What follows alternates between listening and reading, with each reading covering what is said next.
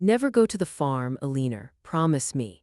Those were among the few requests my husband ever made in 24 years of marriage. I kept that promise until the day he died. What I found when I finally crossed that forbidden threshold changed everything I thought I knew about the man I loved and unleashed a battle I never saw coming. My name is Eleanor Winters. For 24 years I was married to Jonathan Winters, a man of quiet routines and gentle certainties. He was an engineer who loved crossword puzzles and Sunday morning pancakes. He was a father who never missed a school play or a soccer game. He was my partner, my anchor, my home.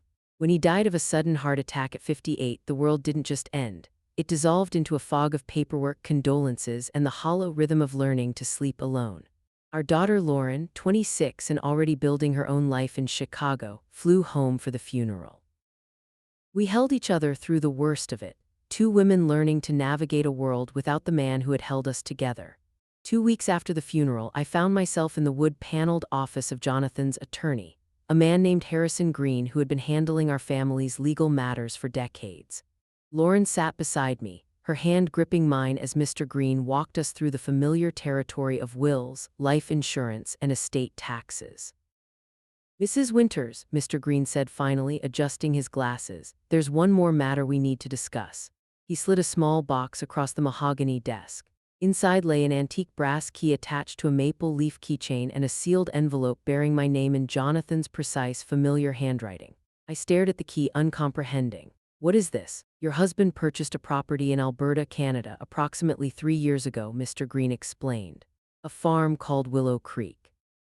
According to his instructions, you were only to be informed of its existence after his passing. The deed has been transferred to your name and all property taxes are paid for the next 5 years. A farm in Canada." Lauren leaned forward, her brow furrowed. "Dad never mentioned anything about a farm. It was his childhood home, apparently," Mr. Green continued, "though the deed shows it changed hands several times before he repurchased it. Jonathan's childhood home. The place he'd forbidden me to visit. The place that caused his gentle face to harden whenever it was mentioned, which was almost never. "Mrs. Winters," Mr. Green added, his voice lowering, "there's something else you should know. The property has become quite valuable recently. Significant oil deposits were discovered in the region about 18 months ago. Your husband declined multiple offers from energy companies." My head spun with questions. Jonathan had never mentioned oil, money, or any property purchase. We'd lived comfortably on his engineering salary and my income as a librarian, but we were far from wealthy. How had he afforded to buy a farm, and why keep it secret from me? With trembling fingers, I opened the envelope. "My dearest Eleanor, if you're reading this, then I've left you too soon. I'm sorry, there's so much I should have told you but couldn't bring myself to face. The farm is yours now. I've spent the last 3 years transforming it from the broken place of my childhood into something beautiful, something worthy of you. I know I made you promise never to go there. I'm releasing you from that promise. In fact, I'm asking you to go just once before you decide what to do with it. On the main house's desk is a laptop. The password is the date we met, followed by your maiden name. I love you, Ellie, more than you'll ever know, Jonathan." I clutched the letter to my chest, tears blurring my vision. Even from beyond the grave, my husband was full of surprises. "I need to see this place," I said finally. "Of course," Mr. Green nodded, "but I should warn you, Jonathan's family in Canada has contested the will. His brothers claim he wasn't mentally competent when he repurchased the family property." "That's ridiculous," Lauren interjected hotly. "Dad was the most rational person I've ever known. Nevertheless, they've filed legal objections. Given the property's newfound value, it could get complicated." I tucked the key into my pocket, a strange determination settling over me. "I'm going to Canada, Mr. Green, tomorrow." 48 hours later, after hastily booked flights and a long drive through the Alberta countryside, I found myself standing before imposing wooden gates marked Willow Creek Farm in wrought iron. Beyond stretched a property far larger and more impressive than I had imagined: rolling hills, stands of birch trees turning gold with autumn, and in the distance, a large farmhouse and several outbuildings, all freshly painted. This was no broken-down family farm. This was an estate. The key turned smoothly in the gate's lock. As I drove up the winding gravel driveway, my heart pounded with anticipation and apprehension. What secrets had Jonathan kept here? What part of himself had he hidden from me for all these years? The farmhouse was a stunning two-story structure with a wide wraparound porch and large windows that caught the afternoon light. Nothing about it suggested the pain Jonathan had always associated with his childhood home. This place had been loved, restored, reimagined. My hands shook as I inserted the key into the front door. The lock clicked, the door swung open, and I stepped across the threshold into my husband's secret world. What I saw inside made me gasp, my knees weakening as I gripped the doorframe for support. The entryway opened into a soaring great room with exposed beams and a massive stone fireplace. But it wasn't the architecture that stole my breath. It was the horses, not real ones, but everywhere I looked. Exquisite paintings of horses in full gallop across endless fields, detailed sculptures capturing their power and grace, photographs of magnificent breeds framed in simple black frames. My lifelong passion, the one indulgence Jonathan had always supported but never quite understood, surrounded me in a gallery dedicated to my greatest love. And there, on a desk by the window overlooking endless pastures, sat a silver laptop with a single red rose laid across its closed lid. Before I could take another step, the crunch of tires on gravel announced another arrival. Through the front window, I watched a black SUV pull up behind my rental car. 3 men emerged, all bearing the unmistakable features Jonathan had carried: tall frames, dark hair, strong jawlines. The Winters brothers had arrived, and from their grim expressions they hadn't come to welcome the widow to Canada. The men approached the house with the confident stride of people who believed they belonged there. I quickly closed and locked the front door, my heart racing. Through the side window, I watched them pause on the porch, conferring among themselves before the oldest, a silver-haired version of Jonathan with harder eyes wrapped sharply on the door. "Mrs. Winters, we know you're in there, we should talk." His voice carried the same Canadian accent that had softened Jonathan's speech when he was tired or upset. I remained silent, backing away from the door. Jonathan's warnings about his family had always been vague but emphatic. Now, faced with their unexpected arrival, instinct told me to be cautious. The knocking came again, more insistent. "Eleanor, I'm Robert Winters, Jonathan's older brother. These are our brothers Marcus and Daniel. We're here about the farm." Of course they were. They weren't here about Jonathan or to meet the wife their brother had loved for 24 years. They were here about the suddenly valuable property. I glanced at the laptop on the desk. Whatever answers I needed might be there, not with the strangers on the porch. Ignoring the increasingly aggressive knocking, I moved to the desk, opened the computer, and entered the password: 9,151,985 Winters. The date we met, followed by my maiden name. The screen came to life immediately, opening to a folder labeled for Eleanor. Inside were hundreds of video files, each named with a date, starting from 2 weeks ago, the day after his funeral, and extending a full year into the future. With trembling fingers, I clicked the first one. Jonathan's face filled the screen, not the thin, pale version from his final months, but healthy, vibrant, clearly recorded some time ago. He smiled directly into the camera, that crooked grin that had always made my heart skip. "Hello, Ellie. If you're watching this, then I'm gone and you've come to the farm despite my years of making you promise not to." He chuckled softly. "I should have known you wouldn't be able to resist, especially after Green told you about it." A lump formed in my throat. Even now, he knew me so well. "I've made a video for every day of your first year without me. 1 year of me keeping you company while you grieve. 1 year of explaining everything I should have told you while I was alive." He looked down briefly, then back at the camera with determination. "Starting with why I bought back the farm I swore I'd never set foot on again." The knocking outside had stopped. Through the window, I could see the men returning to their vehicle, retrieving documents, conferring with stern expressions. Jonathan continued, 3 years ago I was diagnosed with hypertrophic cardiomyopathy, a heart condition I inherited from my father. The doctors gave me 2 to 5 years. I chose not to tell you or Lauren. I didn't want pity, and I didn't want our final years overshadowed by death." His eyes softened. "I wanted to live fully with you until the end, not slowly die in front of you." Shock and anger surged through me. He'd hidden his diagnosis, made medical decisions without me, denied me the chance to prepare, to cherish our final moments knowingly. "I know you're angry right now," he said, as if reading my thoughts. "You have every right to be. But I hope you'll understand that I made this choice out of love, not deception." The men outside were making phone calls now, pacing the gravel drive with the frustrated energy of thwarted entitlement. When I got my diagnosis, I decided to use whatever time I had left to create something meaningful for you. You always loved horses, always talked about having land someday where you could raise them. So I found the last place anyone would expect me to go, the farm I'd fled at 18, vowing never to return. He leaned closer to the camera. What my brothers don't know is that I legally bought the farm from our father before he died. The old man was broke after years of failed schemes, drinking away the family money.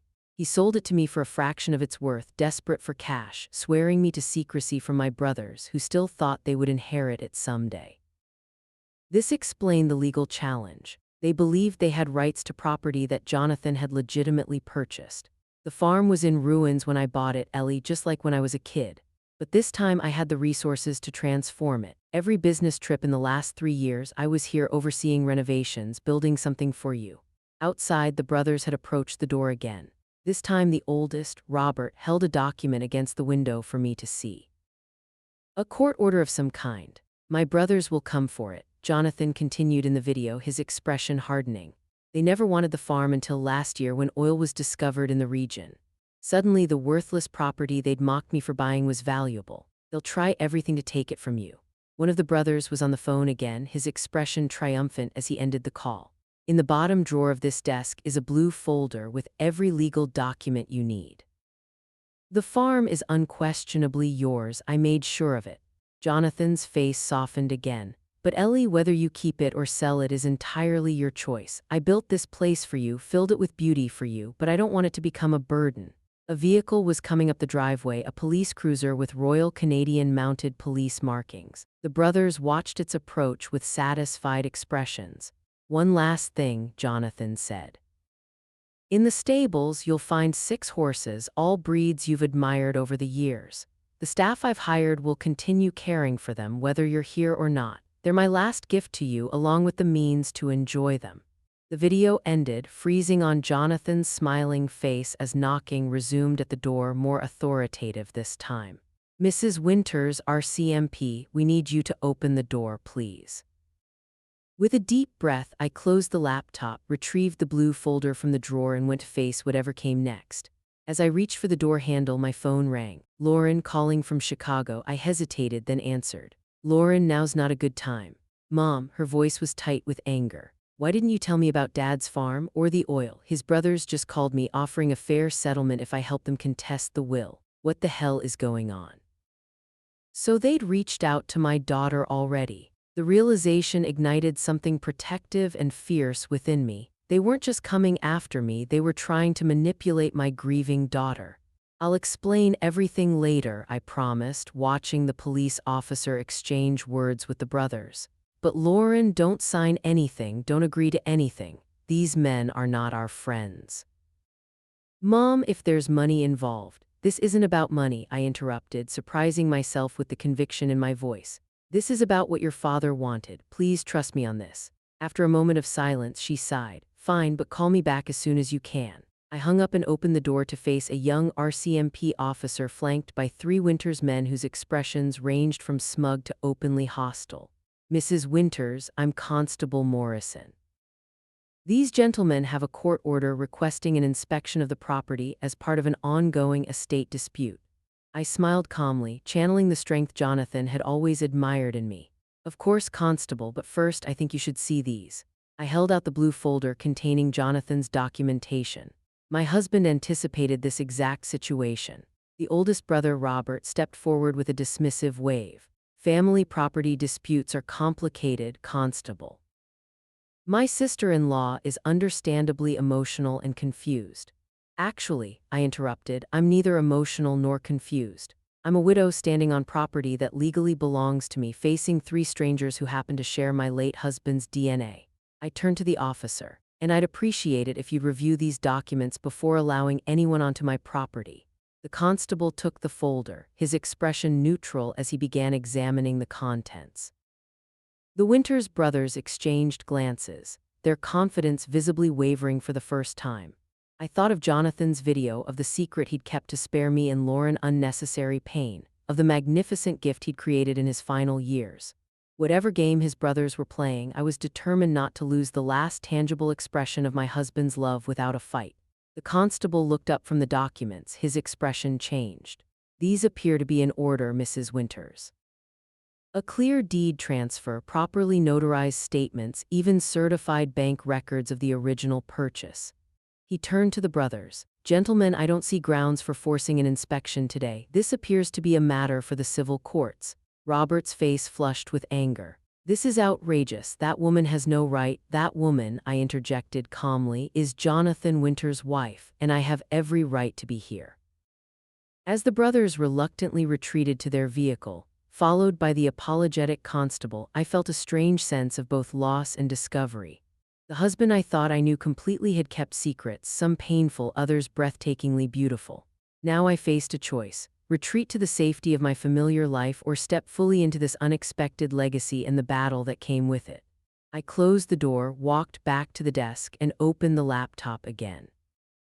Tomorrow's video awaited, and with it, more pieces of the man I had loved and was only now beginning to fully understand. Outside, the Winters brothers might have lost this skirmish, but their expressions as they drove away made one thing abundantly clear: the war for Willow Creek Farm had only just begun. I spent that night in Jonathan's, no, our farmhouse, surrounded by evidence of his secret labor of love. Sleep eluded me, my mind churning with revelations. Jonathan's hidden illness, the transformed farm, his brother's determination to claim it, and the hundreds of video messages awaiting me on the laptop. At dawn, I explored the property properly for the first time. The main house was a masterpiece of restoration, blending original farmhouse elements with modern comforts. Every room reflected thoughtful consideration of my tastes, from the library filled with first editions of my favorite novels to the sunroom overlooking the eastern pastures, perfect for morning coffee. But it was the stables that truly took my breath away. As promised in Jonathan's video, 6 magnificent horses occupied the spotless stalls: an Andalusian, a Frisian, 2 quarter horses, a thoroughbred, and a gentle Appaloosa that nickered softly when I approached. "Good morning, ma'am." The voice startled me. A man in his early 60s emerged from the tack room, wiping his hands on a cloth. "I'm Ellis. Your husband hired me to manage the stables." "Eleanor Winters," I replied, extending my hand, "though I suspect you already knew that." He nodded, a gentle smile crinkling the corners of his eyes. "Mr. Winters spoke of you often during his visits, said you had a natural way with horses that he never managed to acquire." "You knew my husband well," Ellis hesitated. "As well as he allowed anyone to know him, I suppose. He was here every month for the past 3 years, overseeing everything personally. Never delegated a decision if he could make it himself." That sounded like Jonathan, methodical, hands-on, attentive to detail. "The black Frisian there," Ellis continued, nodding toward a magnificent stallion watching us with intelligent eyes, "that's Midnight. Your husband spent months tracking him down specifically. Said he reminded him of a horse in a painting you loved." My heart clenched. The Stubbs painting of a black horse against a stormy sky. I'd admired it at a museum 20 years ago, and Jonathan had remembered. "Did he?" I hesitated, unsure how to frame the question. "Did my husband ever mention his health to you?" A shadow crossed Ellis's weathered face. "Not directly. But these last 6 months, he pushed harder, worked longer hours, added more features to the property, like a man racing against a clock only he could see." The confirmation stung, but also explained the driven quality I'd sensed in Jonathan during his final months. I'd attributed it to work stress, never imagining he was creating all this while knowing his time was limited. "His brothers were here yesterday," I said, watching Ellis's reaction carefully. His expression hardened. "They've been circling since the oil was discovered on neighboring properties. Suddenly very interested in the family farm they hadn't visited in decades." "What can you tell me about them?" Ellis secured a stall door before answering. "Robert's the oldest, runs some investment firm in Toronto. Always acted like he was doing Jonathan a favor by acknowledging him. Marcus is the middle one, lawyer, slick talker. And Daniel's the youngest, followed Robert into finance, always in his shadow. And their relationship with Jonathan, Strain doesn't begin to cover it. From what I gathered, they tormented him as a child. City boys who visited the farm reluctantly, looking down on him for staying to help your father-in-law run the place." Ellis shook his head. When Jonathan returned to buy the property, they mocked him for wasting money on worthless land right up until the Petersons struck oil 2 properties over. This aligned with the fragments Jonathan had shared over the years: his difficult childhood, his escape to the United States for college, his reluctance to discuss his Canadian family. "They'll be back," I said, more to myself than to Ellis. "Count on it," he nodded grimly. But Mr. Winters prepared for that. He was always 3 steps ahead. Back at the house, I forced myself to eat breakfast before opening the laptop for today's video. Jonathan appeared on screen, seated in what I now recognized as the farm's library. "Good morning, Ellie. I hope you slept well in our new home." He smiled, that crooked smile I missed with physical intensity. "Today I want to show you something special." The camera moved as he carried it through the house, down a hallway I hadn't explored, stopping at a locked door. "This room is for you alone. The key is in the top drawer of the bedside table, the antique silver one with the horse engraving." I paused the video, went to the master bedroom, and found the key exactly where he described. Retracing Jonathan's path from the video, I located the door unassuming, situated at the end of the east wing. The key turned smoothly in the lock. I pushed the door open and gasped. A fully equipped art studio filled the large corner room, bathed in perfect northern light from floor to ceiling windows. Easels, canvases, paints, brushes, everything a painter could desire, arranged with loving precision. I hadn't painted in 20 years. After college, I'd set aside my artistic aspirations to teach, to help support us while Jonathan built his engineering career to raise Lauren. Over the years, someday had become a distant dream, then eventually a bittersweet memory of a path not taken. The video continued, Jonathan's voice pulling me back to the laptop I'd carried with me. "You gave up so much for us, Ellie. Your painting was the first sacrifice. Though you never complained, I always promised myself I'd give it back to you someday." Tears blurred my vision as I surveyed the studio. The professional-grade supplies, the inspiration books stacked neatly on shelves, the north-facing windows that would provide perfect, consistent light. "There's one more thing," Jonathan continued. "Check the cabinet below the window seat." I crossed to the cushioned window seat that overlooked the eastern pasture, now golden in the morning light. Below it, built into the wall, was a cabinet I might have missed if not directed to it. Inside lay a flat archival box. With trembling hands, I lifted the lid, then sank to my knees in shock. My paintings, dozens of them. All the work I'd created in college, the pieces I thought had been lost in our moves over the years.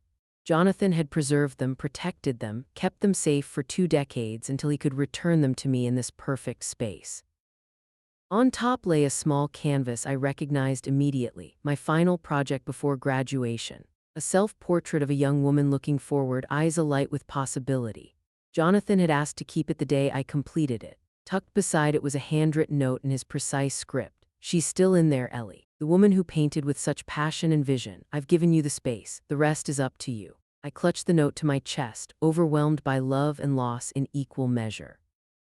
Jonathan had seen me, truly seen me, in ways I hadn't allowed myself to be seen in years. The sound of vehicles on the gravel driveway pulled me from this emotional moment. Moving to the studio window, I watched 2 cars approach. The now familiar black SUV of the Winters brothers, and behind it a sleek silver sedan I recognized instantly. Lauren had arrived, and from the way she emerged from her car and strode confidently toward the brothers, it appeared they had already begun working on her. My daughter, Jonathan's daughter with her father's dark hair and my stubborn chin, was smiling and shaking hands with the uncles she'd never met. Whatever fragile peace I'd found in Jonathan's posthumous gifts evaporated in the face of this new complication. The battle for Willow Creek Farm had just become significantly more personal. I watched from the window as Lauren exchanged friendly greetings with her uncles, her body language open and receptive. At 26, our daughter had her father's analytical mind and my determination, but lacked Jonathan's patience and my caution. She had always been quick to form opinions, slow to revise them. My phone buzzed with a text from her. "Arrived with Uncle Robert and the others. Coming in now, we need to talk." Uncle Robert. They'd known each other less than a day, and already she was claiming family connection. I tucked Jonathan's note into my pocket, locked the studio behind me, and went to face this new alliance. They entered without knocking, Lauren using the familiarity of daughter's privilege, the brothers following in her wake like wolves behind an unwitting lamb. "Mom." Lauren embraced me briefly, then stepped back, her eyes darting around the impressive entryway. This place is unbelievable. Why didn't Dad ever tell us about it? Before I could answer, Robert stepped forward, his resemblance to Jonathan painfully sharp in the morning light. Eleanor, I believe we got off on the wrong foot yesterday. We were surprised by your sudden appearance, just as you were surprised by ours. His conciliatory tone didn't match the calculating look in his eyes. Beside him, Marcus and Daniel maintained carefully neutral expressions, though I noticed Marcus clutching a leather portfolio that undoubtedly contained legal documents. Lauren, I said, ignoring Robert completely, I thought we agreed you wouldn't engage with your father's brothers until we'd had a chance to talk. She flushed slightly. They called again this morning with a very reasonable proposal. I thought I should at least hear them out in person. Her chin lifted defiantly, the same expression she'd worn as a teenager challenging curfew. Besides, they're my family too. Family you didn't know existed until yesterday, I reminded her gently. Only because Dad kept them from us, she countered, just like he kept this whole place secret. Don't you think that's strange? What else was he hiding? The question hit uncomfortably close to the revelations in Jonathan's videos. He had hidden his illness, his property purchase, his reclamation of my artistic dreams for me, but his reasons had been born of love, not deception. Your father had complicated relationships with his brothers, I said carefully. He had reasons for the distance he maintained. Robert gave a dismissive wave. Ancient history, siblings clash, especially in difficult families like ours. What matters now is moving forward together. Exactly, Lauren agreed with the earnestness of someone who believed they were being perfectly reasonable.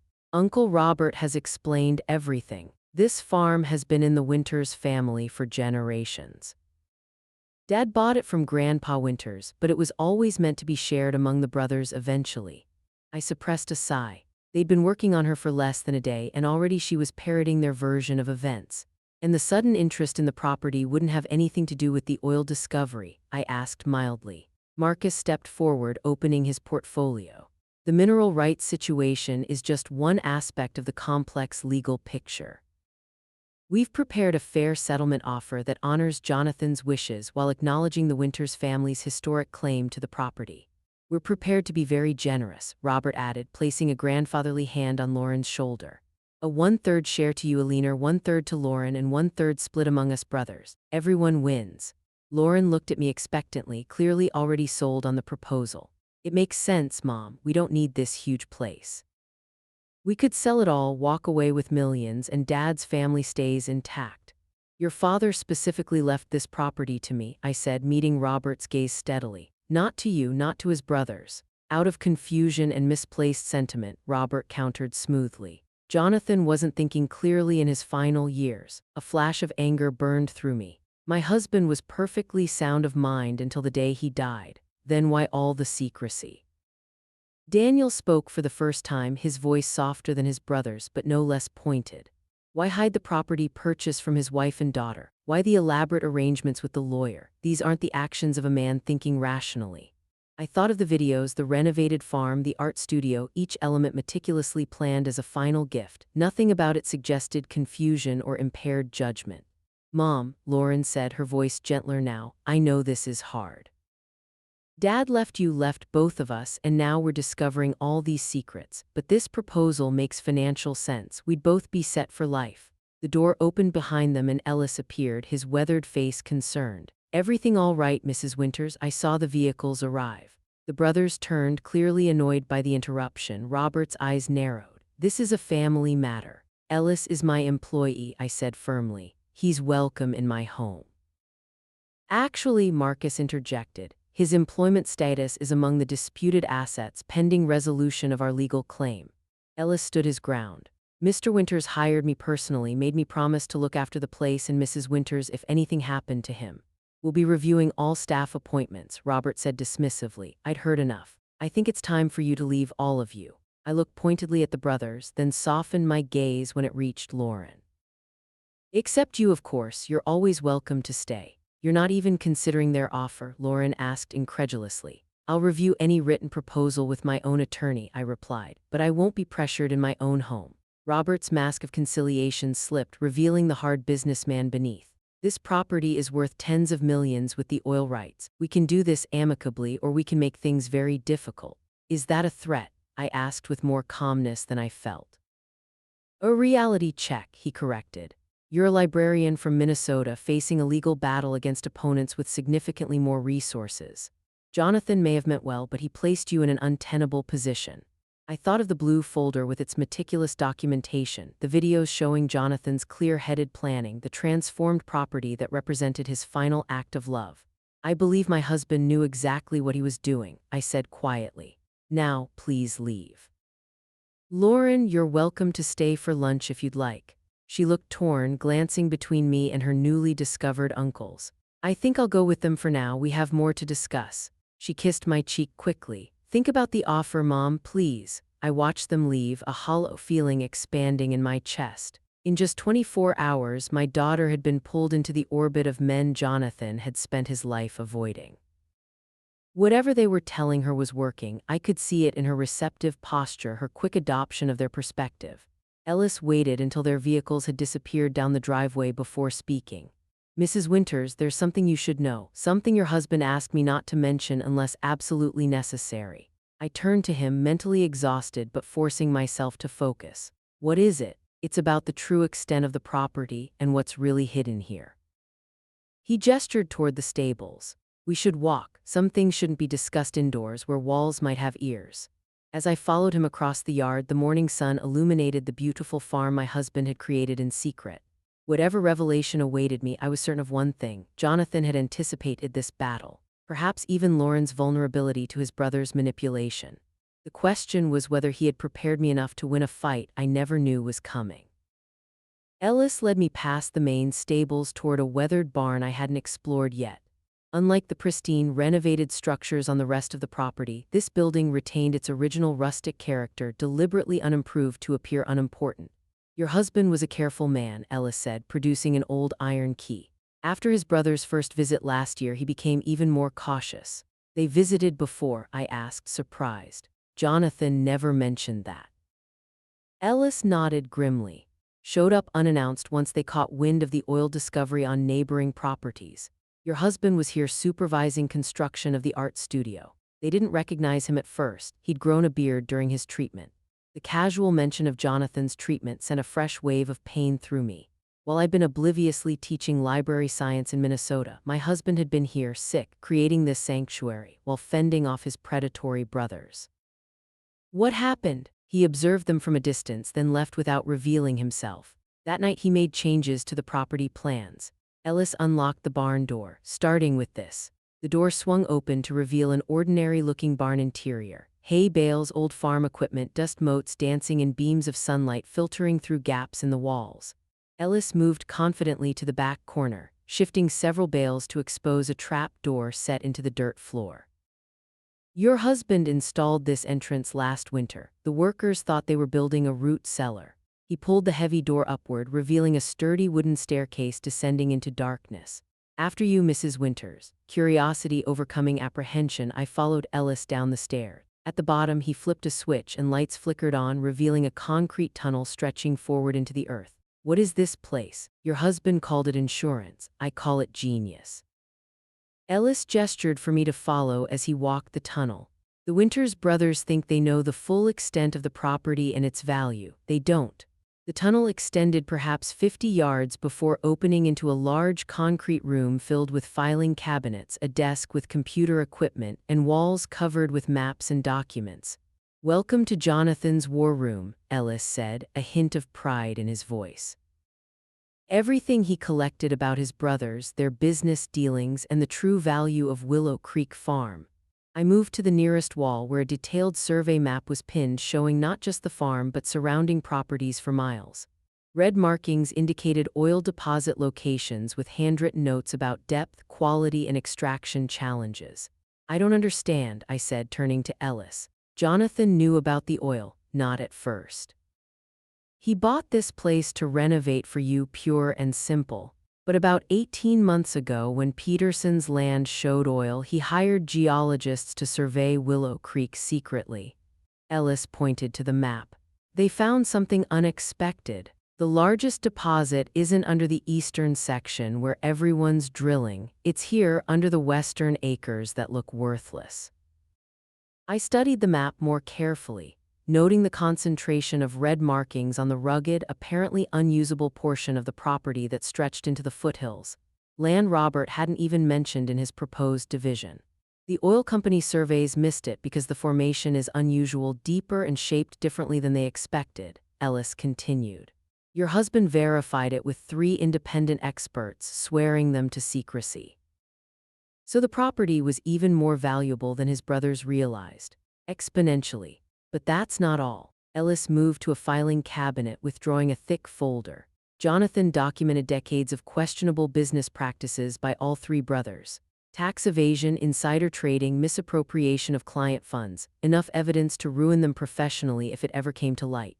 I leafed through the meticulous documentation, recognizing Jonathan's thorough approach to problem solving. Email printouts, financial records, sworn statements from former employees. He had built an airtight case against his brothers. Why would he collect all this? I asked. For protection. Ellis sat at the desk, gesturing for me to take the other chair. He knew they'd come after the farm once he was gone. He wanted you to have leverage. I thought of Robert's smug confidence, Marcus's legal maneuvering, their quick work turning Lauren against me. He anticipated everything. Not everything, Ellis said quietly. He didn't expect them to get to your daughter so quickly. The reminder of Lauren's apparent betrayal stung. They're manipulating her with half-truths and promises of wealth, Ellis added, and playing on her grief. She lost her father. Suddenly they're offering a connection to him through shared blood and history. Powerful draw for a young woman mourning her dad. He was right. Lauren had always been Daddy's girl, sharing Jonathan's analytical mind and love of puzzles. His death had left her adrift, vulnerable to anyone offering connection to him. What do I do now? I asked, half to myself. That depends on what you want, Ellis replied. You could sell everything, property, oil rights, the whole package, and walk away wealthy, but perhaps forever estranged from your daughter. You could fight the brothers legally, using this leverage, which might win the battle but worsen family wounds. Or what? Or you could do what your husband always did. Think 3 steps ahead and find the path no one expects. I considered this as I continued examining the war room. On the desk sat a framed photograph I'd never seen before, Jonathan as a teenager standing proudly beside a magnificent chestnut horse, his face alight with an innocent joy I'd rarely glimpsed in the man I married. That's Phoenix, Ellis said, noticing my focus on the photo. Your husband's horse when he was a boy. Only bright spot in his childhood here, from what he told me. His brothers sold the animal when Jonathan was away at school just to hurt him. Another piece of the puzzle clicked into place. Jonathan's support of my love for horses, despite having no personal interest in them. The 6 magnificent animals in the stable weren't just a gift, they were his reclamation of something precious his brothers had stolen from him. I picked up the photograph, a plan beginning to form in my mind. Ellis, does the laptop with Jonathan's videos work down here? He nodded. There's a secure Wi-Fi network throughout the property. Your husband made sure of it. Good, I need to watch the next few videos ahead of schedule. Then I need you to arrange a meeting for me. With whom? First my daughter alone, away from her uncles, then my attorney, and finally. I glanced at the wall of evidence Jonathan had compiled against his brothers. I think I'd like to speak with those oil company representatives who have been making offers on the property. Ellis smiled for the first time since we'd entered the hidden bunker. You're planning something your husband would approve of. I'm planning something worthy of the man who loved me enough to create all this, I corrected, a new determination steadying my voice. And I'm going to need your help. Whatever you need, Ellis promised. Your husband saved my life once years ago. Gave me this job when no one else would take a chance on an ex-con trying to rebuild his life. I owe him everything, and by extension I owe you. This was yet another side of Jonathan I hadn't known, his quiet generosity extending beyond our immediate family, changing lives I'd never even heard about. As we left the bunker, carefully concealing the entrance again, I felt a strange sense of connection to my late husband. Not the grief that had dominated the past weeks, but a partnership that somehow continued beyond death. He had left me not just a property and material security, but tools and knowledge to forge my own path forward. The Winters brothers believed they were facing a naive widow out of her depth. They had no idea what was coming. Over the next 48 hours, I barely slept, fueled instead by determination and the growing clarity of my plan. I watched a week's worth of Jonathan's videos in a single night, each one revealing more of his strategy and the depth of his foresight. "They'll try to divide and conquer," he warned in one recording, as if speaking directly to my current situation. "Robert will be the friendly face, Marcus the legal threat, Daniel the silent observer. And they'll target Lauren, she's their easiest path to destabilizing your position." In another video, he walked through the western section of the property, the supposedly worthless acres his brothers had deliberately excluded from their proposal. "This land looks like nothing, Ellie. Scrubby hills, rocky terrain, difficult access. That's why it's perfect. No one looks closely at what appears valueless." Armed with Jonathan's insights and my own growing understanding of what I faced, I arranged to meet Lauren at a small cafe in the nearest town, 20 miles from the farm, neutral territory, away from both the Winters brothers' influence and the emotional pull of Jonathan's carefully crafted sanctuary. She arrived 15 minutes late, defensive posture already in place before she even sat down. "I can't stay long.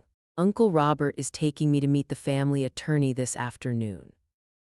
"Uncle Robert," I repeated mildly. "You've become quite close in 3 days," she flushed. "They've been nothing but kind and welcoming, which is more than I can say for you. You're treating them like enemies instead of Dad's family." I sipped my coffee, choosing my next words carefully. "Do you remember that art history course you took sophomore year? The professor who talked about perspective, how where you stand completely changes what you see. What does that have to do with anything? You've only heard their perspective on the situation. I'm asking you to consider there might be another view, your father's." "Dad's dead," she said bluntly, pain flashing across her features. "And he obviously didn't trust either of us enough to tell us about this place while he was alive." I reached into my bag and withdrew a tablet. "Actually, he left something for both of us." "What is that?" "Your father made videos, Lauren, hundreds of them, messages to guide us after he was gone." I turned the tablet to face her, queuing up the specific video Jonathan had labeled for Lauren when she needs it. Her face paled. "He made videos, he knew he was dying. He was diagnosed 3 years ago with hypertrophic cardiomyopathy," I said softly, finally sharing the truth. "He chose not to tell us, wanted to spare us watching him decline." "That's impossible," he would have told me, but uncertainty had crept into her voice. "Watch the video, Lauren, hear it from him." With trembling fingers, she pressed play. Jonathan's face appeared healthy, vibrant, his eyes crinkling with the smile that was so uniquely his. "Hello, my brilliant girl. If you're watching this, then I'm gone, and knowing you, you're probably angry about all the secrets I kept." He chuckled softly. "You never did like being kept in the dark about anything, even as a toddler." Tears welled in Lauren's eyes as her father continued. "I should have told you I was sick. Should have given you time to prepare, to ask all those questions you're so good at asking, but I was selfish. I wanted our last years together to be normal, not overshadowed by my diagnosis. I hope someday you'll forgive me for that choice." Jonathan shifted, leaning closer to the camera. "But there's something else you need to know, something about my brothers that I've never shared with you. Our estrangement wasn't some petty family squabble." His expression hardened. "Lauren, they embezzled my portion of our father's estate when I was 19.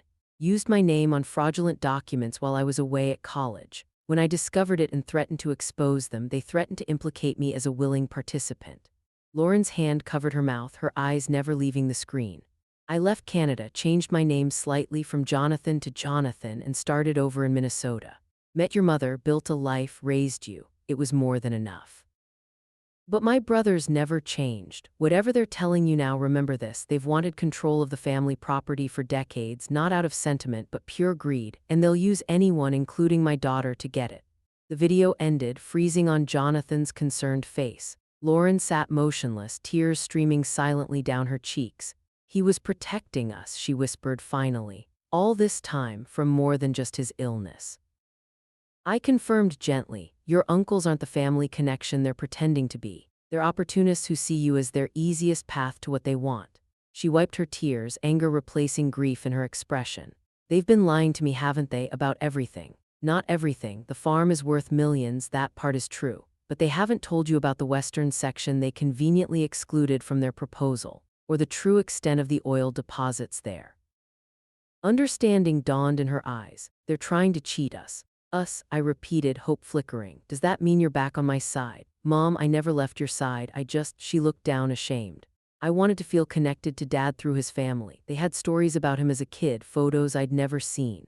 I understand, I assured her, reaching across the table to squeeze her hand. Grief makes us vulnerable in ways we can't anticipate, but now we need to be smarter than they are.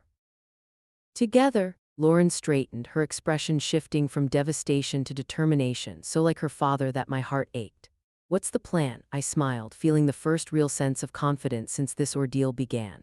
First, we're meeting my attorney this evening. Not the family attorney your uncles want to use, but someone recommended by Jonathan's lawyer in Minnesota. Then tomorrow, we have an appointment with Western Plains Energy, the oil company. Why them? Because knowledge is leverage. And right now, we know something your uncles don't, exactly where the oil is and how much there really is. I showed her the geological surveys from Jonathan's war room. They think they're dealing with an uninformed widow and a naive niece. Time to show them exactly who they're really facing. For the first time since Jonathan's death, Lauren laughed, a sound of genuine amusement. Dad always said you were the smartest person he'd ever met. That underneath, that quiet librarian was a tactical genius who could outthink anyone if properly motivated. Did he really say that? I asked, surprised. All the time. She smiled, wiping away the last of her tears. He also said that the biggest mistake anyone could make was underestimating Eleanor Winters. As we left the cafe together, I felt a shift in the dynamic of this battle. The Winters brothers had unwittingly united us instead of dividing us. They had no idea that their apparent early success with Lauren had only set the stage for their ultimate defeat. Later that evening, with Lauren beside me, I laid out my complete plan to the attorney Jonathan had selected for this exact scenario. His expression moved from professional interest to undisguised admiration as he grasped the full scope of what I proposed. Mrs. Winters, he said finally, your husband said you would surprise me with your strategic thinking. He was right. My husband, I replied, was right about a great many things, including, it seemed, his belief in my ability to not just survive his death, but to emerge stronger from the crucible of grief and betrayal. The Winters brothers arrived at Willow Creek Farm exactly when I expected, 10:00 a.m. sharp, 3 days after my meeting with Lauren. Their black SUV crunched up the gravel driveway with the confidence of men who believed victory was merely a formality. Behind them followed a silver Mercedes I didn't recognize, likely their attorney or financial advisor. I watched from the great room window, dressed not in the casual clothes they'd seen previously, but in a tailored suit I'd purchased specifically for this meeting. Appearances matter when staging a coup, and I intended to present myself not as a grieving widow, but as the formidable opponent Jonathan had always known me to be. They're here, I called to Lauren, who emerged from the kitchen looking equally professional in a dark blue dress, her father's watch, one of his most treasured possessions, prominently displayed on her wrist. Ready? She asked, nervousness and determination warring in her expression. Completely. I squeezed her hand. Remember, let them talk themselves into a corner first. Ellis appeared from the back of the house. The others arrived through the service entrance. They're set up in the dining room as you requested. I nodded appreciatively. Perfect timing. The doorbell rang and Ellis moved to answer it with the practiced deference of a caretaker who knew his role in this carefully choreographed performance. Good morning, gentlemen, I heard him greet them. Mrs. Winters and Miss Lauren are expecting you. This way, please. They entered with the easy entitlement of men accustomed to controlling rooms, Robert leading, followed by Marcus with his ever-present legal portfolio, and Daniel bringing up the rear. Behind them walked a silver-haired man in an expensive suit who radiated corporate authority.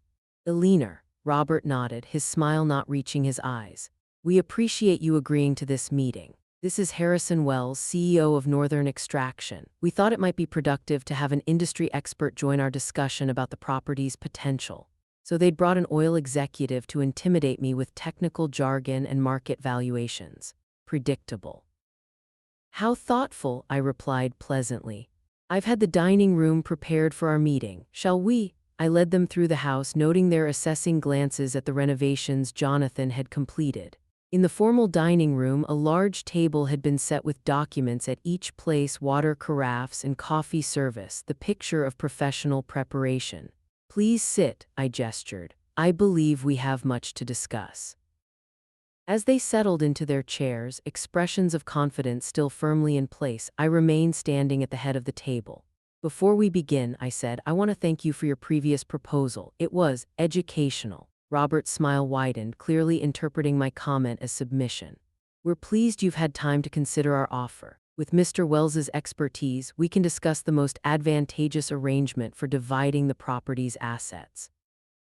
Yes, division, I mused, picking up a remote control from the table. That's precisely what I'd like to discuss. I pressed a button and a hidden screen descended from the ceiling at the far end of the room. The brothers exchanged surprised glances. Clearly, they hadn't expected this level of preparation. If you'll direct your attention to the presentation, I continued, clicking the remote again. A detailed map of Willow Creek Farm appeared on the screen, showing property boundaries, topographical features, and geological formations. This is the complete survey of Willow Creek, I explained. All 2,200 acres, not just the eastern 800 acres mentioned in your proposal. Marcus shifted uncomfortably. The western section is undevelopable rocky terrain. We excluded it for simplicity's sake. How considerate, I smiled. Except for one small detail. Another click, and the map overlaid with oil deposit locations. The complete geological survey from Jonathan's war room, showing the massive reserve beneath the worthless western acres. Harrison Wells straightened in his chair, his professional mask slipping as he leaned forward to study the projection with sudden, intense interest. As you can see, I continued calmly, the primary oil deposit extends predominantly beneath the western section, the acres you so generously offered to exclude from our fair division. Robert's face flushed. Those surveys are unreliable. Northern Extraction's analysis indicates. Actually, interrupted a new voice as the connecting door opened, those surveys have been verified by 3 independent geological teams. The Winters brothers turned in shock as Thomas Reeves, CEO of Western Plains Energy, Northern Extraction's primary competitor, entered the room, followed by my attorney and 2 individuals in business attire. What is this? Robert demanded, half rising from his chair. This, I said pleasantly, is a meeting about the true value and future of Willow Creek Farm. Mr. Reeves has expressed significant interest in the property's potential, particularly after reviewing the complete geological data my husband compiled. Harrison Wells shot a betrayed glance at the Winters brothers. You told me you had exclusive negotiating rights to this property. They don't, my attorney interjected smoothly, placing additional documents on the table. Mrs. Winters holds clear, uncontested title to the entire property, including all mineral rights. The documents you've been shown by the Winters brothers have no legal standing whatsoever. Robert slammed his hand on the table. This property has been in the Winters family for generations. Jonathan had a moral obligation. Lauren spoke for the first time, her voice steady despite her white-knuckled grip on her water glass. Like the moral obligation you had to my father when you stole his inheritance, or forged his signature on loan documents, or threatened to implicate him in your financial crimes if he exposed you. The brothers froze, color draining from their faces. What exactly is she talking about? Harrison Wells asked, looking increasingly uncomfortable. Perhaps these will clarify matters, I said, nodding to my attorney, who distributed sealed envelopes to everyone at the table. Copies of documentation my husband preserved regarding certain historical transactions involving Winters' family assets. I believe the statute of limitations has expired on some of these matters, but the Canadian financial regulatory authorities might still find others quite interesting. Marcus opened his envelope, scanning the contents with increasing alarm. These are private family matters, he sputtered, completely irrelevant to the current discussion. On the contrary, I countered, finally taking my seat at the head of the table. They establish a pattern of fraudulent behavior that directly impacts your credibility in these negotiations. Behavior that continued when you deliberately misled Mr. Wells about your standing to negotiate for this property. The room fell silent as the Winters brothers realized the completeness of their exposure. Jonathan had documented everything: their historical crimes against him, their recent manipulation, their attempts to seize valuable assets while appearing generous. Robert finally asked, his confident facade crumbling. I want you to leave Willow Creek Farm and never return, I stated simply. I want you to cease all attempts to contest my ownership or manipulate my daughter. In exchange, these documents remain private, viewable only by the people in this room. Harrison Wells stood abruptly. I believe my company's involvement in this matter has been based on incomplete and potentially fraudulent information. If you'll excuse me, Mrs. Winters, I'll be in touch directly regarding any future discussions of mineral rights. He shot a disgusted look at the brothers before exiting. Robert's expression hardened as he watched his oil company ally depart. You have no idea what you're doing, Eleanor. The extraction costs for the western section are prohibitive. The logistics alone. Actually, Thomas Reeves interjected. Western Plains has developed new extraction technology specifically suited to these geological formations. We're prepared to make Mrs. Winters an offer that acknowledges both the challenges and the exceptional potential of this property.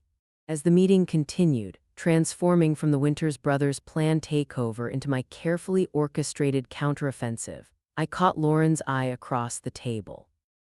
Her slight smile conveyed everything: pride, vindication, and the bittersweet acknowledgement that Jonathan had prepared us for this moment, even from beyond the grave. By the time the Winters brothers departed 2 hours later, defeated, exposed, and legally bound by the settlement agreement my attorney had prepared in advance, the future of Willow Creek Farm had been secured exactly as Jonathan had envisioned, not divided among greedy relatives, not sold to the highest bidder, but preserved as a legacy for the family he had chosen and loved. Lauren and me. As their vehicles disappeared down the driveway, Ellis appeared at my side. Your husband would be proud, he said quietly. You outmaneuvered them exactly as he believed you would. I watched the dust settle on the driveway, a strange mix of emotions washing through me, triumph tinged with grief, strength emerging from vulnerability. We're not finished yet, I replied, thinking of the videos still waiting on Jonathan's laptop, the future stretching before us. This was just the first battle, but it was a battle we had decisively won, using weapons Jonathan had meticulously prepared and the strength he had always seen in me, even when I couldn't see it in myself. The weeks following the Winters brothers' defeat passed in a blur of practical matters, legal documents finalizing our settlement agreement, meetings with Western Plains Energy to structure a mutually beneficial extraction arrangement, careful inventory of everything Jonathan had created at Willow Creek Farm. Lauren stayed with me through it all, her initial resentment about her father's secrets transforming into appreciation for his foresight. We established a routine of watching his daily videos together each morning, both of us finding comfort and guidance in his posthumous presence. Did you have any idea? Lauren asked one evening as we sat on the porch, watching the sun set behind the western hills that contained our newfound wealth. Any suspicion at all that Dad was sick or planning all this? I considered the question carefully, searching my memories for missed signals. There were small things that make sense in retrospect. His insistence on updating our wills 3 years ago, the way he'd sometimes look at us at dinner, almost memorizing our faces. His sudden interest in taking photos of ordinary moments. I thought he was just going through a midlife appreciation phase, Lauren said, smiling sadly. In a way, he was just not for the reasons we assumed. I sipped my tea, remembering. The biggest change was how he stopped putting things off. Your father was always a someday person about personal matters. Someday we'd take that trip to Europe. Someday he'd learn to sail. Someday we'd renovate the kitchen. Then suddenly he started doing things rather than talking about them. Like buying this place. Lauren nodded. Creating something lasting. Exactly. I attributed it to him finally feeling financially secure enough to indulge some dreams. I shook my head, still coming to terms with the magnitude of what he'd concealed. I never imagined he was racing against time, creating a legacy because he knew he wouldn't be here to see it mature. The Western Plains Energy representatives had been shocked when I'd outlined my conditions for their access to the oil beneath our property. Rather than selling the mineral rights outright for a lump sum, as most landowners did, I had insisted on a structured arrangement that prioritized environmental protection, employed sustainable extraction methods, and established a substantial trust for restoration after the oil was depleted. Mrs. Winters, their lead negotiator, had said, "These terms are highly unusual in the industry." "Then perhaps the industry needs more unusual terms," I had replied, channeling Jonathan's quiet confidence. "The oil has been here for millions of years. It can stay there until we agree on responsible methods to retrieve it." To my surprise, Thomas Reeves, the CEO, had been intrigued rather than deterred by my approach. "Your husband mentioned you were an environmental science major before switching to library science," he'd noted. "He said you'd insist on doing this right, not just profitably." Another piece of Jonathan's planning revealed. He'd clearly been in communication with select industry leaders, laying groundwork for negotiations he knew would follow his death. 1 month after claiming my inheritance, I stood in the art studio Jonathan had created, sunlight streaming through the north-facing windows, illuminating a blank canvas on the easel. After decades away from painting, I had finally picked up a brush again, hesitantly at first, then with growing confidence. Today's subject waited patiently in the paddock visible through the studio windows. Midnight, the magnificent Frisian stallion Jonathan had purchased because he reminded him of a painting I'd admired 20 years earlier. Ellis had been teaching me to ride again, my middle-aged body protesting then adapting to the forgotten rhythms of horsemanship. "Mom." Lauren appeared in the doorway, laptop in hand. "Today's video is different. I think you should see it alone." I set down my paintbrush, curious. We had fallen into the routine of watching Jonathan's daily messages together over breakfast, finding comfort in the shared experience. "Different how?" "It's marked specifically for month 2, day 15. He titled it, "When Eleanor Starts Painting Again." She handed me the computer with a gentle smile. "He knew you would, eventually." Alone in the studio, surrounded by the tools of a passion I was rediscovering, I opened the laptop and pressed play. Jonathan appeared, seated in this very room before any of the art supplies had been installed, the space bare except for the magnificent windows. "Hello, my love," he began, his smile warm and intimate. "If you're watching this, you found your way back to your art, back to the passion you set aside for our family all those years ago." I touched the screen gently, tears welling in my eyes. "I've been thinking a lot about legacy," he continued. "What we leave behind, what marks we make on the world. Most people think of legacy in terms of children or wealth or accomplishment. But there's another kind of legacy, the enabling of possibility in those we love." He gestured to the empty room around him. "This space isn't finished yet, but in my mind I can see it completed, filled with light and color and your creations. I imagine you standing before an easel, brush in hand, finally giving form to the visions you've carried inside you all these years." I glanced at the half-finished portrait of Midnight on my easel, struck by how closely it aligned with Jonathan's imagination. "I've structured everything to give you freedom, Ellie," he continued. "Financial security through the oil rights, protection from my brother's interference, a beautiful space to create. But what you do with that freedom, that's your legacy to build, not mine to dictate." He leaned closer to the camera, his expression intense. "The farm, the horses, the art studio, they're not the inheritance. They're just the tools. The real inheritance is possibility, the chance to become more fully yourself without constraint." I paused the video, overwhelmed by the depth of his understanding. Jonathan had known me better than I knew myself, had seen the dormant artist still alive within the practical librarian and devoted mother I'd become. When I resumed the video, his expression had softened again. "I have one request, though it's yours to accept or decline. In the storage closet behind this room is a large canvas I commissioned before my diagnosis. It's blank, waiting. When you're ready, truly ready, I hope you'll create something for it. Something that captures not just what you see but what you feel about this place that brought me back to my beginnings and will carry you into your future." The video ended with his familiar sign-off. "Until tomorrow, my love."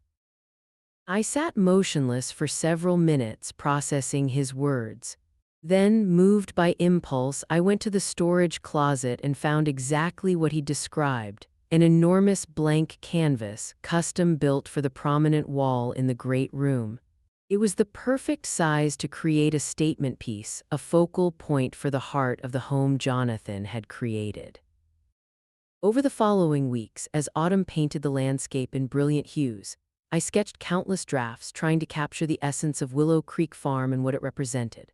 None satisfied me until one morning, watching Lauren riding midnight across the eastern meadow, something clicked.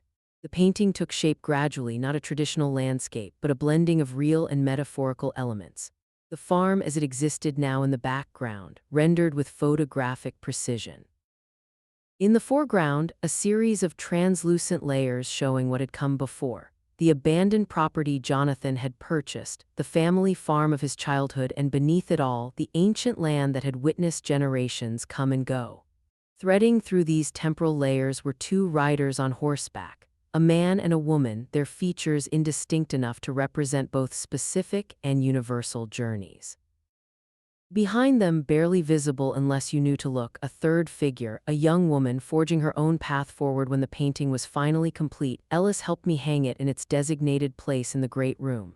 Lauren stood back, studying it with tears in her eyes. "It's him, isn't it, and you and me?" She traced the paths of the riders with her finger from a distance. "The past, present, and future of this place. Legacy," I said simply. "Not what's left behind, but what continues forward." That evening, as I watched the sunset from the porch of what was now truly my home, I felt Jonathan's presence not as a ghost or memory, but as a continuing partnership. He had given me not just material security, but a framework for reinvention. The freedom to discover who Eleanor Winters might become when unconstrained by circumstance. The oil would provide financial stability for generations.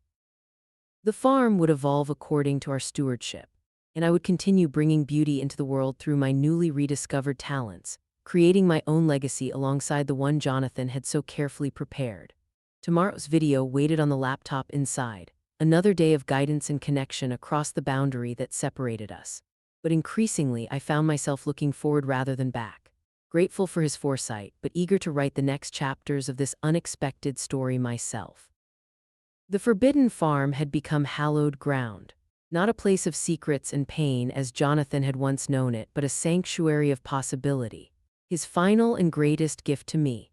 Winter descended on Willow Creek Farm with dramatic beauty, pristine snowfall blanketing the rolling pastures, ice crystals forming delicate patterns on the windows, smoke curling from the stone chimney into the crisp Alberta sky. I had decided to stay through the season rather than return to Minnesota, drawn to experience the full cycle of seasons on this land that had become my unexpected home. Lauren had reluctantly returned to her life in Chicago, her marketing firm unwilling to extend her leave of absence indefinitely. Our daily video ritual continued via FaceTime, the three of us still connected. Lauren in her urban apartment, me in the farmhouse living room, and Jonathan's recorded presence binding us across time and space. "The Western Hills are particularly beautiful after fresh snow," Jonathan remarked in today's video, filmed exactly 1 year ago in this same room. "If Ellis has kept up maintenance on the snowmobile in the equipment barn, take it out to the ridge overlooking the valley. The view at sunrise is worth the early wake-up call." I smiled at his continuing ability to anticipate my experiences. Just yesterday, Ellis had mentioned the snowmobile and offered to show me the winter trails Jonathan had mapped out across the property. 6 months had passed since I'd confronted the Winters brothers. True to our agreement, they had maintained their distance, though my attorney occasionally forwarded communications from their legal team. Technical questions about property boundaries as Western Plains Energy began preliminary work on the eastern edge of the farm. The oil extraction project was proceeding with deliberate care, the company honoring our unusual arrangement that prioritized environmental protection over rapid profit. Thomas Reeves had become an unexpected ally, his initial business interest evolving into genuine respect for the sustainable approach Jonathan had envisioned and I had insisted upon. My phone rang, pulling me from these thoughts. Lauren's name flashed on the screen. "Everything okay?" I answered immediately, concerned by the unexpected call. Our daily video chat wasn't scheduled for several hours. "I'm not sure," she replied, her voice tense. "I just had a strange visit from Uncle Daniel." My grip tightened on the phone. "Daniel, what did he want?" "Officially, he came to apologize for his role in trying to manipulate me against you." She paused, but something felt off about the whole conversation. He kept asking subtle questions about the farm, whether I visited often, if I'd noticed any unusual activity around the property. Did you tell him anything? Of course not. I kept my responses vague and non-committal. Her voice lowered. Mom, I think they're planning something. This felt like reconnaissance. A chill that had nothing to do with the winter temperature ran through me. The Winters brothers had been suspiciously quiet these past months, too quiet perhaps for men accustomed to fighting for what they wanted. I'll alert Ellis and increase security, I assured her, and I'll have my attorney contact theirs with a reminder about the terms of our agreement. There's something else, Lauren added hesitantly. Daniel mentioned that Robert has been ill. Some heart condition requiring surgery. He tried to play on my sympathy, suggesting that family should come together in difficult times. The same heart condition that had taken Jonathan, the genetic hypertrophic cardiomyopathy he'd inherited from his father. I wondered if Robert had hidden his diagnosis from his brothers, just as Jonathan had concealed his from us. Be careful, Lauren, this could be legitimate, or it could be another manipulation tactic. That's what I thought, she sighed. I hate being suspicious of every interaction with Dad's family. It shouldn't be this way. After ending the call, I walked to the window overlooking the snow-covered driveway, unease settling in my stomach. The Winters brothers had proven themselves ruthless and deceptive. Their apparent retreat might simply be strategic regrouping. I called Ellis immediately, relaying Lauren's concerns. His response was characteristically calm but resolute. I'll alert the security team and check the perimeter surveillance, he assured me. We installed those systems for exactly this scenario. Another of Jonathan's precautions, discreet but comprehensive security throughout the property, with cameras monitoring all access points and motion sensors covering the most vulnerable approaches. At the time, I'd thought it excessive. Now I was grateful for his foresight. That evening, I found myself drawn to the hidden bunker beneath the barn, seeking guidance from Jonathan's meticulously organized records. If the Winters brothers were planning another attempt to claim Willow Creek Farm, perhaps he had anticipated this scenario as well. In the concrete room filled with filing cabinets and maps, I searched for anything related to continued threats post-settlement. In the bottom drawer of Jonathan's desk, I found a folder labeled simply, "If they return," in his precise handwriting. Inside was a detailed contingency plan, steps to take if his brothers violated the agreement, including pre-drafted legal injunctions, contact information for Canadian authorities who had investigated their past financial dealings, and surprisingly a sealed letter addressed to Robert Winters. A note in Jonathan's handwriting was paper clipped to the envelope. A last resort. Only deliver if absolutely necessary. What had my husband written to his estranged older brother that he considered so potentially powerful or damaging that it should only be used in extremis? The envelope was sealed, the contents a final mystery Jonathan had left for me to uncover only if circumstances demanded it. I returned to the main house, the sealed letter secure in my pocket, my mind turning over possibilities and strategies. Outside, gentle snow began falling again, adding another pristine layer to the winter landscape. The next morning, Ellis knocked on my door as I was finishing breakfast. "We have visitors," he announced, his expression grave. "All 3 Winters brothers plus 2 men I don't recognize at the gate," he nodded. "They're requesting entry. Robert claims it's a personal family matter not related to the property dispute." I moved to the great room window, which offered a view of the entrance gates in the distance. 2 vehicles waited there, the familiar black SUV and a more modest sedan. "What do you think they really want?" I asked Ellis. "Nothing good," he replied bluntly. "But refusing to see them might provoke whatever they're planning. Better to control the encounter on our terms." I considered this, my hand unconsciously touching the letter in my pocket. "Have security stay alert but not visible. Let them approach the main house only, no access to other buildings." As Ellis went to convey these instructions, I called my attorney to inform him of the unexpected visit, then Lauren to warn her that her uncles had appeared at the farm less than 24 hours after Daniel's casual visit to her. "Do you want me to come?" she asked immediately. "I can be on the next flight." "No," I decided, "stay where you are." This might be exactly what they want to get both of us here, isolated from our legal support system. Through the window, I watched the gates open, allowing the 2 vehicles to proceed up the long driveway. Steeling myself, I went to my bedroom to retrieve one additional item Jonathan had left for precisely this type of confrontation: a small digital recorder disguised as a decorative brooch. Whatever the Winters brothers wanted, I intended to have a record of every word. When the doorbell rang, I was waiting in the great room, seated calmly in the armchair facing the entryway, the recorder pinned to my sweater, the mysterious letter secure in my pocket. Ellis answered the door with professional courtesy, ushering in our unwelcome visitors. Robert entered first, looking noticeably thinner than at our last encounter, his complexion grayish beneath his tan. Marcus and Daniel followed, their expressions carefully neutral.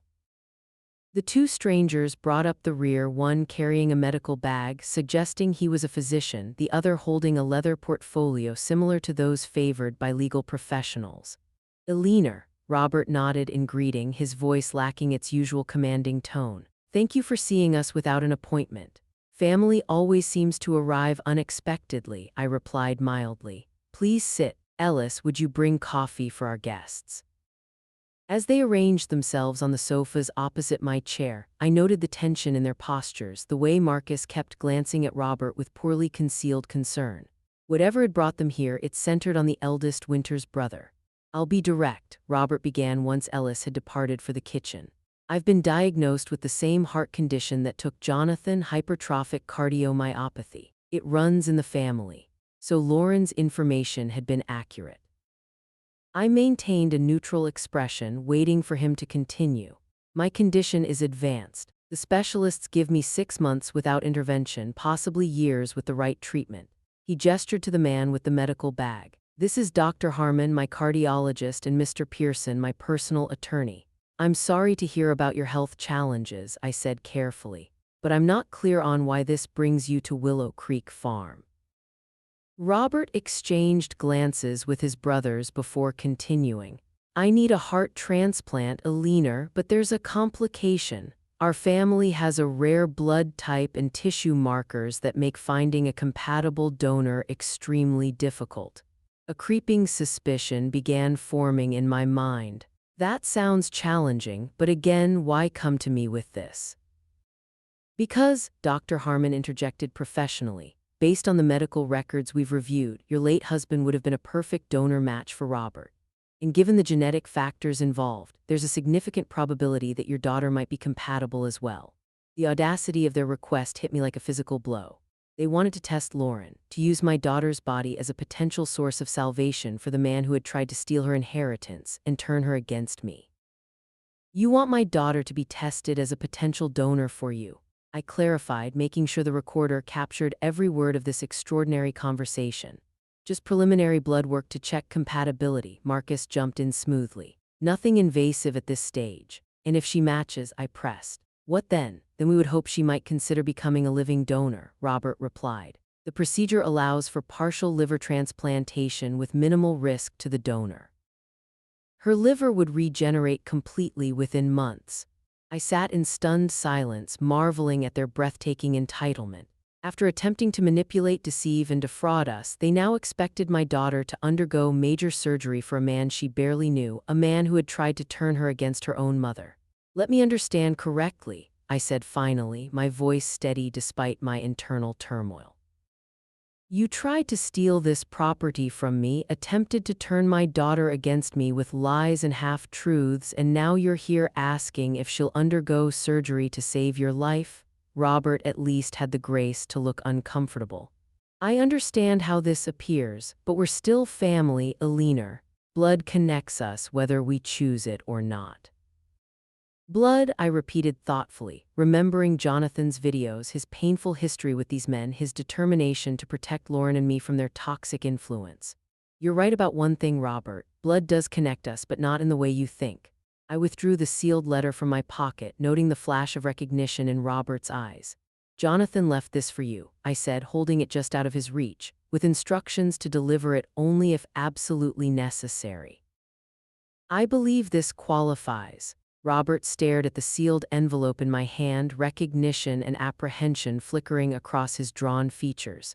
"Jonathan wrote to me. Apparently he anticipated that even a legal settlement wouldn't keep you away permanently." I held the letter, making no move to hand it over yet. "He prepared for every contingency, including this one." An uncomfortable silence fell over the room. Dr. Harmon shifted awkwardly. clearly sensing he'd been brought into something more complex than a straightforward medical consultation. The Winters brothers exchanged glances, some unspoken communication passing between them. Before I give you this, I continued, I want absolute clarity about what you're asking. You want my daughter, the same young woman you manipulated and lied to 6 months ago, to undergo medical testing and potentially major surgery to save your life. It sounds callous when you phrase it that way, Marcus interjected. But yes, essentially, Robert's condition is grave and family members provide the best chance for compatible donation. Why not David or Marcus? I asked, looking at the other brothers. Siblings are typically even better matches than nieces. Dr. Harmon cleared his throat. We've tested both Mr. Winters's brother. Neither is compatible due to some unusual genetic factors, and there are no other siblings. I pressed, watching their reactions carefully. No other family members who might be suitable donors. Another significant glance between the brothers. David looked away, suddenly fascinated by the view through the window. No, Robert replied firmly, no other siblings. I nodded slowly, then handed him Jonathan's letter. I think you should read this before we continue this conversation. With slightly trembling hands, Robert broke the seal and unfolded the pages inside. His eyes moved across the first few lines, then widened in shock. Color drained from his face as he continued reading, the pages shaking visibly in his grasp. Marcus leaned forward. Robert, what is it? But Robert didn't respond, completely absorbed in Jonathan's words. When he finally looked up, his expression had transformed. The confident businessman replaced by a man confronting ghosts he'd thought long buried. How long have you known? He asked me hoarsely. I only know that Jonathan left this for you, with instructions that it contained information you might need someday. I met his gaze steadily. What exactly did my husband write? Robert handed the letter to Marcus, who began reading with David looking over his shoulder. Their expressions shifted in near unison from curiosity to disbelief to something approaching horror. This can't be true, Marcus said finally, looking at Robert. Father would have told us. Would he? Robert laughed bitterly. The same father who pitted us against each other our entire lives, who played favorites depending on his mood, who took pleasure in holding secrets over our heads. I watched this exchange with growing curiosity. Whatever Jonathan had revealed in that letter had clearly shaken the brothers to their core. Perhaps, I suggested quietly, someone should tell me what my husband wrote. Robert seemed to remember my presence, his gaze refocusing on me with new awareness. Jonathan wasn't our half. He was our full brother. This made no sense. I don't understand. Jonathan told me your father remarried after your mother died giving birth to him. That's why there was such an age gap between you. That was the story we all believed, Robert confirmed. But according to this letter, Jonathan discovered the truth while researching his heart condition. Our mother didn't die in childbirth. She left our father when Jonathan was an infant, unable to tolerate his abusive behavior any longer. Father created the story about her death to avoid the scandal of abandonment and to punish her by erasing her completely. But that's not all, Marcus continued, his legal precision reasserting itself even through his shock. Jonathan discovered that our father had another family, a relationship that began before our mother left and continued for decades after. A woman in Saskatoon with whom he had 2 more children. Now I understood the significance. 2 more Winters siblings, I surmised. A brother and sister, Robert nodded slowly, scanning the letter again. Both in their 40s now. Both sharing our rare blood type and genetic markers according to medical records Jonathan somehow obtained, and both likely unaware of their connection to you. Jonathan found them but didn't contact them, did he? I guessed. He simply confirmed their existence and medical compatibility. According to this, he even had their contact information verified annually through a private investigator, ensuring it remained current. Robert's voice was hollow. In case one of us ever needed what you're asking of Lauren now, I finished for him. A compatible donor from family you never acknowledged. The irony was breathtaking. The Winters brothers had come to ask my daughter, the niece they had tried to manipulate and defraud, for potentially life-saving organ donation, while completely unknown siblings existed who might provide the same medical match. There's more, David said quietly, having taken the letter from Marcus. Jonathan writes that he only discovered all this after his own diagnosis.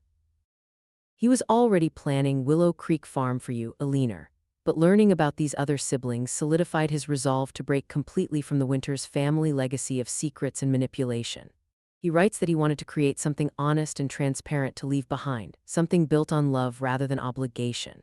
Tears pricked at my eyes as I recognized my husband's values in those words. Even from beyond the grave, he was teaching all of us about integrity and truth. So, I said finally, it seems you have alternatives to approaching my daughter, two half-siblings who share your medical markers. Strangers, Robert protested weakly. We don't even know these people. And whose fault is that? I countered. Your father chose to keep them secret. You and your brothers chose to treat Jonathan as less worthy than yourselves. Now you face the consequences of those choices. Dr. Harmon cleared his throat again. Forgive me, but from a medical perspective, any potential donor should be contacted quickly. Mr. Winters's condition is deteriorating rapidly. I considered the man before me, Robert Winters, once powerful and intimidating, now diminished by illness and the collapse of his family mythology. Despite everything he had done, I couldn't find satisfaction in his suffering. Jonathan wouldn't have wanted that. The contact information for your half-siblings, I said. Is it included? Robert nodded mutely. Then I suggest you begin there, I told him. Not with demands, but with humility and truth. Tell them who you are, explain your medical situation. Give them the choice that should be theirs to make, just as such a choice would be Lauren's alone, not mine, not yours, if you had approached her with honesty from the beginning. And if they refuse, Marcus asked. Then Lauren can decide for herself if she wishes to be tested, I replied. But she'll make that decision with complete knowledge of all facts and alternatives. No manipulation, no pressure, no lies. The Winters brothers absorbed this in silence, the family resemblance between them and my late husband suddenly more apparent in their chastened expressions. Jonathan had had their same strong jawline, the same deep-set eyes, features I now noticed with new clarity. We'll go, Robert said finally, rising with effort from the sofa. Thank you for this. He gestured to the letter, which David carefully folded and returned to its envelope. As Ellis showed them out, I remained seated, processing the unexpected revelation and its implications. Jonathan had known he had other siblings, family members who might have welcomed him, who shared his biological heritage. Yet he had chosen to keep that knowledge in reserve, using it only as protection for Lauren and me after he was gone. That evening, as snow fell gently outside the windows of Willow Creek Farm, I opened the laptop for the day's video from Jonathan. His familiar face appeared on the screen, recorded exactly a year ago in this very room. Hello, my love, he began, his smile warming me across time.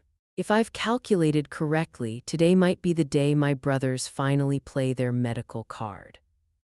They've known about my condition for years. Our father made sure to inform them when I was first diagnosed as a teenager, though they never offered help. I gasped softly, once again astonished by his foresight. If they've approached you or Lauren about donation compatibility, then you've given them the letter about our other siblings. His expression grew thoughtful. I considered contacting them myself many times over the years, but their lives were established, their family complete. I questioned my right to disrupt that with ancient history and biological connections that might mean nothing to them. He leaned closer to the camera. The truth is, Ellie, family isn't about blood, it's about choice. I chose you and Lauren as my family. I hope whoever Robert and the others approach will be allowed the same freedom of choice to help or not, to connect or not, without manipulation or obligation. As the video continued, Jonathan sharing his thoughts on family and legacy with characteristic thoughtfulness, I felt a sense of completion settling over me. The Winters brothers had come seeking to use Lauren as a means to an end, just as they had always used Jonathan. Instead, they had been forced to confront the tangled web of secrets their father had woven and the consequences of their own choices. Whether they would reach out to their newly discovered siblings with genuine openness or the same manipulative tactics they'd always employed remained to be seen. But that was no longer my concern or Jonathan's or Lauren's.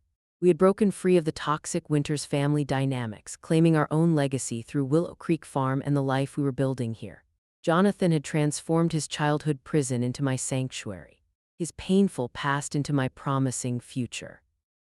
The forbidden farm had become hallowed ground indeed, not because of the oil beneath its soil or the financial security it provided, but because it represented Jonathan's final triumph over the family that had rejected him and the lasting love that had sustained him. Spring would come again to Willow Creek Farm. The horses would run in green pastures. Oil would be carefully extracted from the western hills, and I would continue creating art in the studio my husband had designed. Lauren would visit when she could, perhaps bringing children of her own someday to ride horses and explore the land their grandfather had reclaimed. And Jonathan would remain present in the legacy he had so carefully crafted, not just in the daily videos that would eventually end, but in every corner of this place that reflected his love, his foresight, and his determination that the mistakes of the past would not dictate the shape of the future. The forbidden had become the cherished. The secret had become the celebrated. And I, Eleanor Winters, had become the caretaker of a legacy built not on obligation or blood, but on the purest foundation of all, love freely given and gratefully received. Until tomorrow, my love, Jonathan said as the day's video concluded. Until tomorrow, I whispered back, knowing that while tomorrow would bring a new video, a new message from the past, it would also bring me one day closer to the future I was now creating. Inspired by his example, but shaped by my own emerging strength, the legacy of Willow Creek Farm continued, no longer forbidden but forever transformed.